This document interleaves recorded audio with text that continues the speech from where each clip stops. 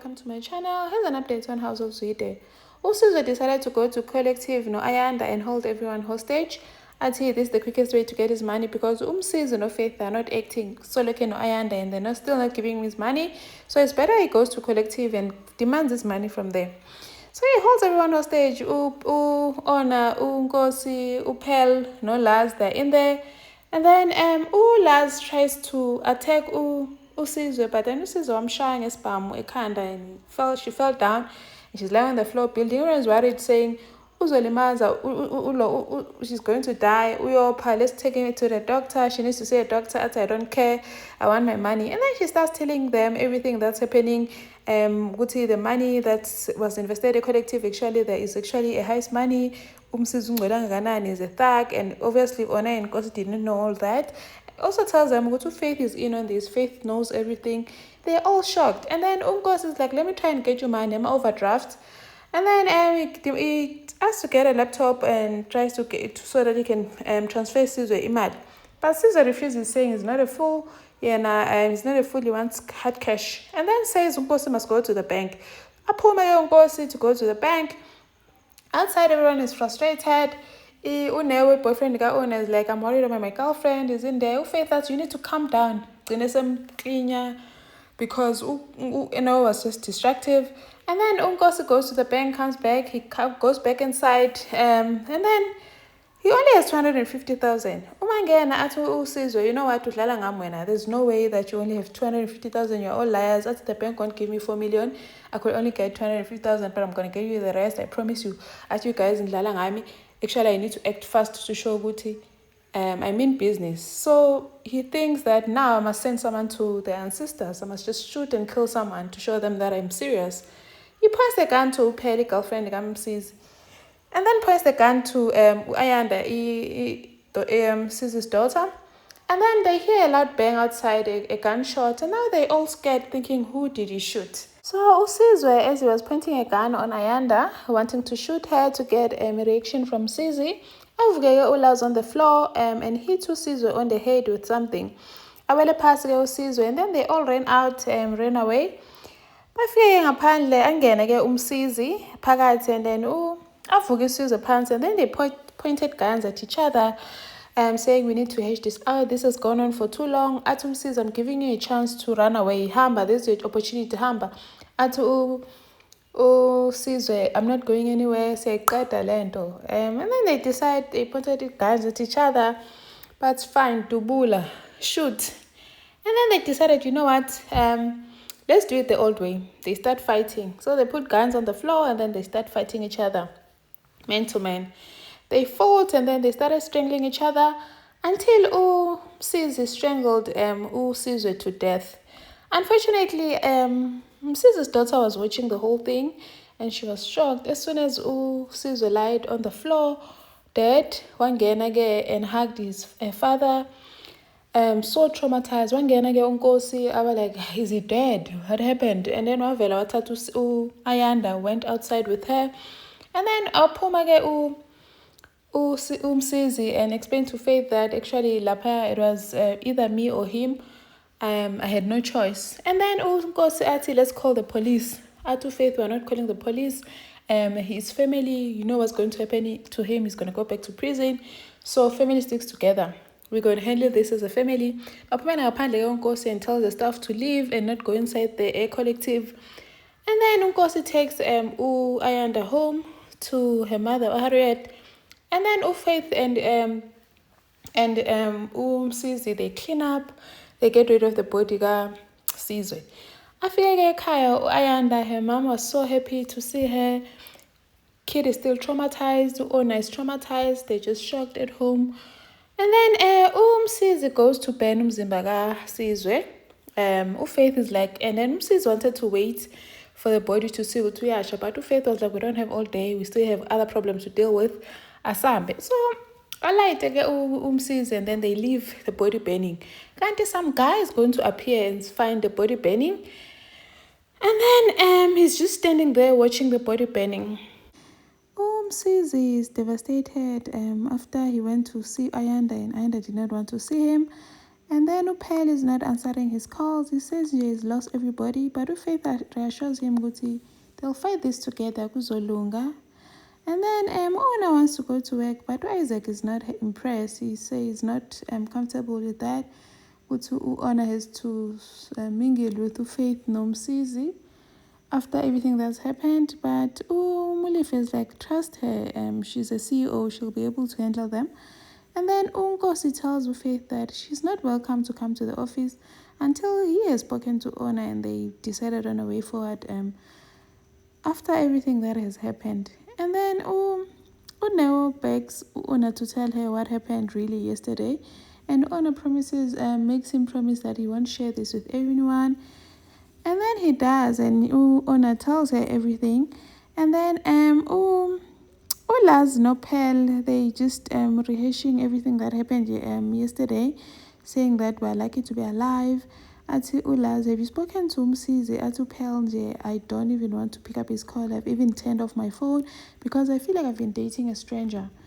Ona Nonkosi, they speak to Ulas no Pel, asking them not to reveal anything that happened to the entire staff for the sake of the business so that they can continue working and all that.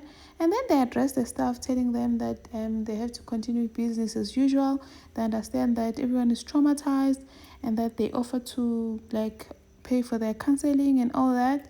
But then Sunday they want to understand exactly what happened and all that. So they can't really disclose everything. They lie and say, Sizwe was handed over to the police. He's going to undergo trial and all that.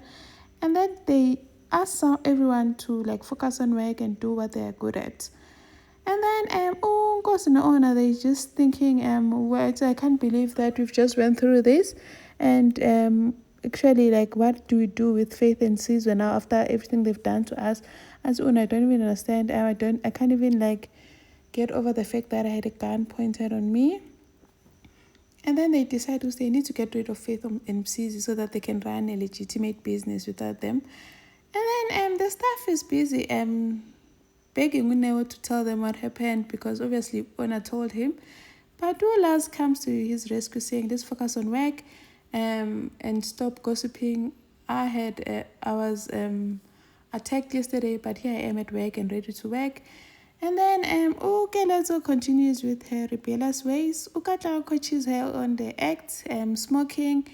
He's so disappointed, but her friend is like, don't mind him, you need a better boyfriend, he's not fit for you anyway.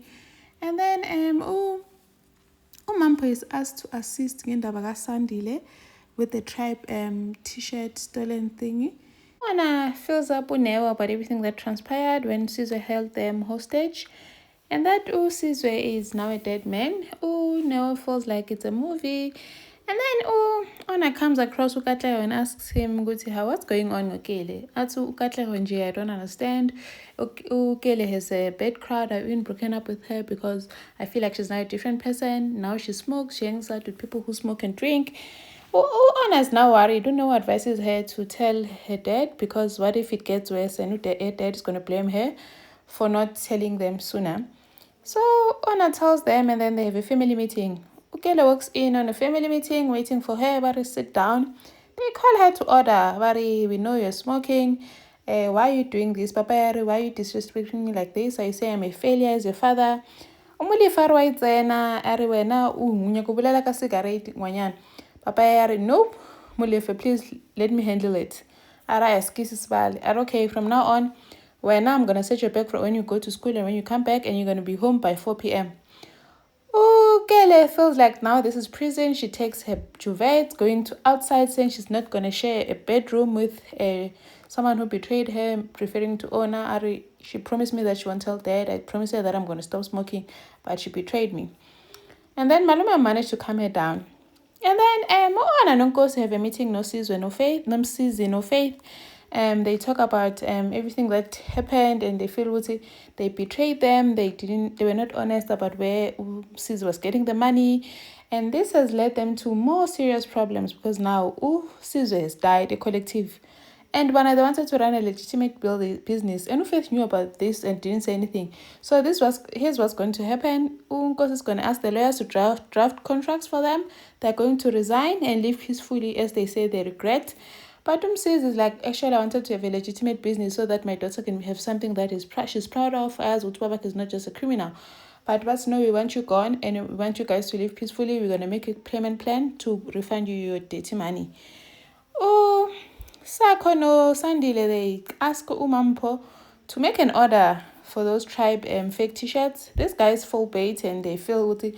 We got a big order, we're gonna make money. But the other one is like, you know what, I think we should be careful. What if this is not legit? Remember Sunday they came looking for us. What if it's him again? They have an argument. Anna betrayed her, she shouldn't have told her dad. Now her dad resents her. Anna's like, I did this because I love you, I want the best for you, but Ukele does not get it. She thinks that no one loves her, no one cares about her. And then Anna's starting to wonder if she did the right thing by telling her dad, and has a chat with her dad, telling him how she regrets telling him. Papa was like, no, you did the right thing. I'm actually proud of you. I'm also proud of you for what you did with Faith and Susie. Firing them, you did the right thing so you can run a legitimate business. And then Isaac decides to demands to search Kayla's bag in the morning before she goes to school. She refuses, but then he pulls it by force, searching it, only to find that Kayla has a vape and a cigarette in her bag. Akwata Isaac, Arabana, you can't be trusted. We spoke to you about this, but you still have these things. She lied, saying that it belongs to her friend, but obviously Isaac didn't buy it. And then Modifa tries to reach out to her, saying, Hori, to Kelezo, saying, Hori, I care about you, I love you. I thought to I'm not happy about what you're doing, but I still love you. You're my niece. And then I want the best for you. I want you to look yourself in the mirror and tell me if you see the same Kelezo, that sweet Kelezo that we all love. I share Kelezo and had some reflections. And then Isaac tells Maria, Hore Kelezo Watsuba. Maria blames herself, saying that Wano Nali Shapo before our whole affair, our whole dating thingy. I feel like it's my fault, but Isaac's like, it's not your fault. Please don't blame yourself. And then Ngosi talks to his wife, saying that he's starting to feel regret firing Umsizi no Faith, because they seem like they genuinely feel better about what they did. But Ushok is like, no, you did the right thing, baby, you did the right thing. And then Umsizi has a chat, pal, apologizing for everything, saying that he didn't mean to put her in danger. He's still the same man that he loves, same man who cooks for her, buys her flowers. But Upel is like, you know what, I don't think I know you, I don't think I can recognize you. Auntie, I'm still the same man. Auntie, I need space to think about it. And then, Sakono Sunday, they're still on about this finding these guys who are stealing a tribe brand. Sunday has even lost his appetite. He's just so eager to revenge. Osako speaks to Mambo, saying we need to push these guys, we need to talk to them. And then Ona speaks to Sandy, they're saying, as in this thing is affecting the business. You're getting very bad reviews online, and it's not good for your collective.